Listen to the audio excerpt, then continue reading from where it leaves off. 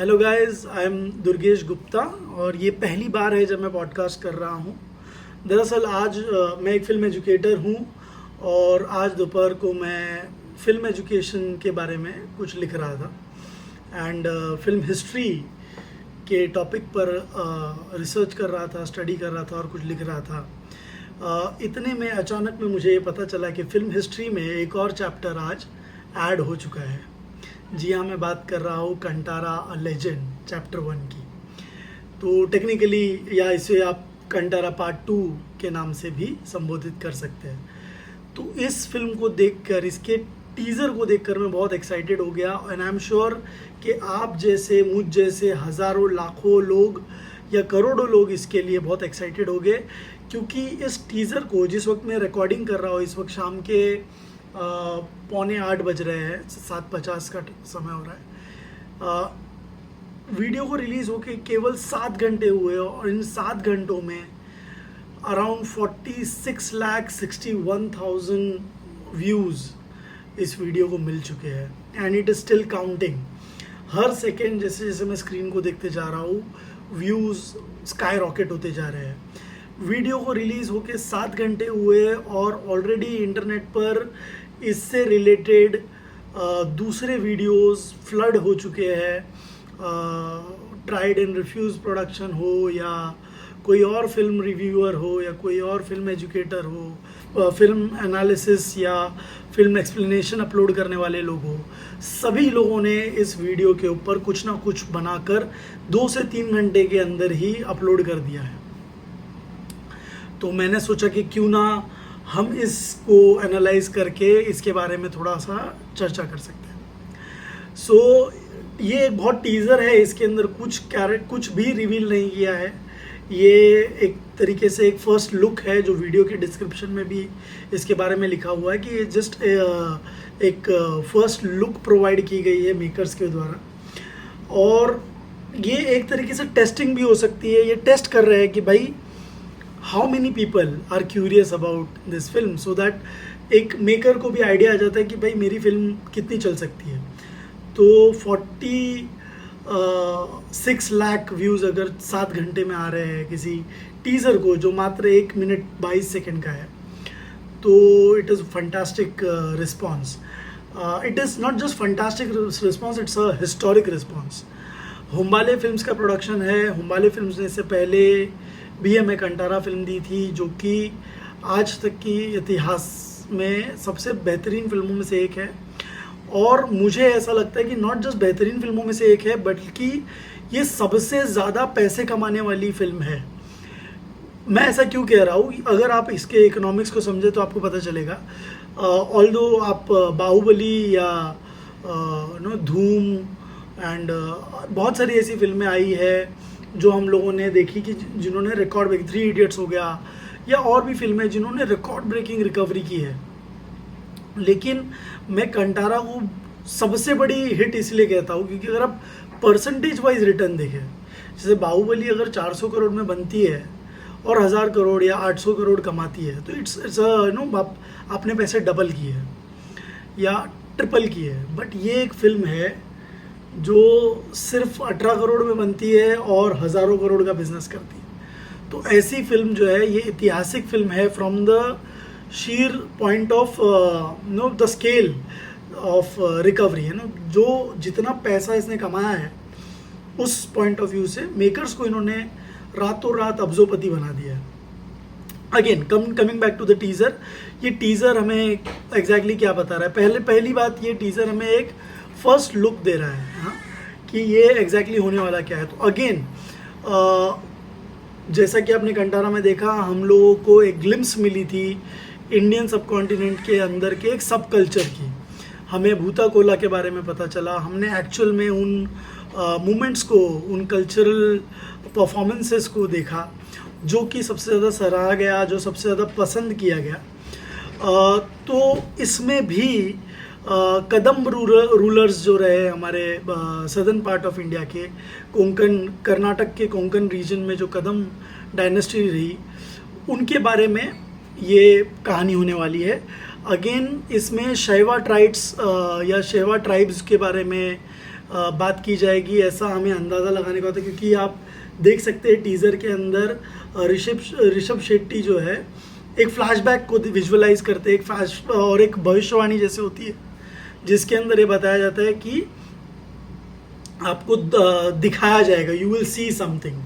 And वो चांद को देखते हुए फ्लैशबैक में जाते हैं और फ्लैशबैक में देखते हैं एक वॉरियर जो उन्हीं के अपीयरेंस में है, और प्रोबेबली अ कदम्ब वॉरियर जो शैवाइट्स की तरह जो शिव भक्त होते हैं।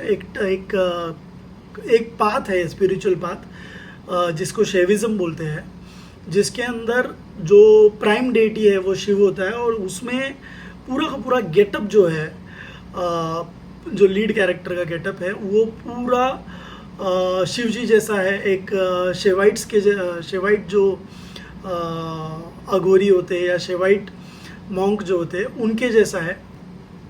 हाथ में त्रिशूल है, जख्म से खून रस रहा है और मस्कुलर बॉडी है। एक बहुत low light well lit well crafted frame आपको देखने को मिलती है, जो कि आपको मेलुहा के पोस्टर की याद दिला देती है। जी हाँ, अमीश त्रिपाठी की जो नॉवेल है immortals of Meluha the Shiva trilogy, उसमें जैसा लुक दिया गया है शिव जी को, उस प्रकार का, मतलब उसमें उसके कवर पेज पे जो लुक है जिसकी वजह से नॉवेल बहुत ज़्यादा पॉपुलर भी हुई, उसकी तरह लुक दिया हुआ है। और दाढ़ी है, डेंस बियर्ड एंड ऑल, और उनकी आँखों में एक अग्नि का सर्कल दिखता है दोनों आँखों में। तो दोनों आँखों में आपको, और फिर वो क्लोजअप में जाते हैं और आप आँखों को एकदम पास से देख सकते हैं। एंड देन दैट्स इट, इतना ही दिखाकर इसे कंक्लूड कर दिया गया है। साथ में प्रोड्यूसर का नाम डिस्क्लोज किया गया है, विजय कीरागंडूर, जो हमारे सदर्न इंडिया और बॉलीवुड की भी काफ़ी सारी ब्लॉकबस्टर फिल्म जैसे कि KGF वगैरह उन्होंने दी है। ऐसी फिल्म्स को प्रोड्यूस करने वाले प्रोड्यूसर के साथ इस बार ऋषभ शेट्टी वापस आए हैं अपने इंडिक कहानियों का पिटारा लेकर, और मैं बहुत एक्साइटेड हूँ इस फिल्म को देखने के लिए। और आई एम वेरी एक्साइटेड कि इसका डेट क्या होगा, क्योंकि अब इसमें कुछ भी रिलीज बताया नहीं गया कि एग्जैक्टली फिल्म रिलीज़ कब होने वाली है वगैरह वगैरह। सिर्फ इतना हमें पता चलता है कि स्टूडियो जो है वो हुम्बाले फिल्म्स है, प्रोड्यूसर जो है वो विजय जी है। अगेन ये फिल्म भी लिखी गई है ऋषभ शेट्टी, और डायरेक्शन भी ऋषभ शेट्टी का, और लीड कैरेक्टर भी ऋषभ शेट्टी ही प्ले कर रहे हैं। इस बार उनका अवतार थोड़ा शिव जैसा होने वाला है, शिव जी जैसा वाइब्स आने वाली है। और इसको को राइट किया है अनिरुद्ध महेश और शाहनील गुरु ने। डायरेक्टर ऑफ फोटोग्राफी या सिनेमाटोग्राफर जो है वो अरविंद S कश्यप है। म्यूज़िक एंड बैकग्राउंड स्कोर जो है वो अजनीश लोकनाथ का है। प्रोडक्शन डिज़ाइनर जो है वो बैंगलन है। एंड कॉस्ट्यूम डिज़ाइनर जो है प्रगति शेट्टी है। हाय हाय बोलो सबको। हाय हाय। हाय। ये मेरा बेटा है धैर्य गुप्ता। हाँ जाओ, हाँ बेटा। सो अगेन जैसे कंटारा पार्ट 1 की बात की गई है, कंटारा पार्ट 1 में जिस तरीके से म्यूज़िक का एक बहुत ही इम्पोर्टेंट रोल रहा है, तो मेरे हिसाब से कंटारा पार्ट 2 में भी म्यूज़िक का बहुत इम्पोर्टेंट रोल रहने वाला है। तो I am very excited to listen to the background score as well. जैसे कि पार्ट 1 में कंटारा के म्यूज़िक का एक बहुत इम्पोर्टेंट रोल रहा, जहाँ तक मेरा एनालिसिस है कि इस फिल्म को जो अपलिफ्ट किया है वो कुछ 3-4 ऐसे कोर एलिमेंट्स रहे जिन्होंने इस फिल्म को उठाया था, जिसमें से सबसे ज़्यादा इम्पैक्टफुल और इम्पॉर्टेंट वो म्यूज़िक था जो कि फ्यूजन था रॉक म्यूज़िक और इंडियन क्लासिकल म्यूज़िक का। Again it was a fantastic piece. फिर से आ गया मेरा बेटा। Yes papa. हाँ देखो हाय बोलो सबको। तो अदर देन दैट, जो दूसरा सबसे इम्पोर्टेंट एलिमेंट मेरे हिसाब से वो रहा, वो था cinematography. But not just cinematography from the composition and the lighting and no other things, but the mise en scene, जो जो मेकअप, जो ट्रेडिशनल मेकअप के साथ जो ट्रेडिशनल परफॉर्मेंसेस है, फोक परफॉर्मेंसेस, जो हमने कभी विटनेस नहीं की.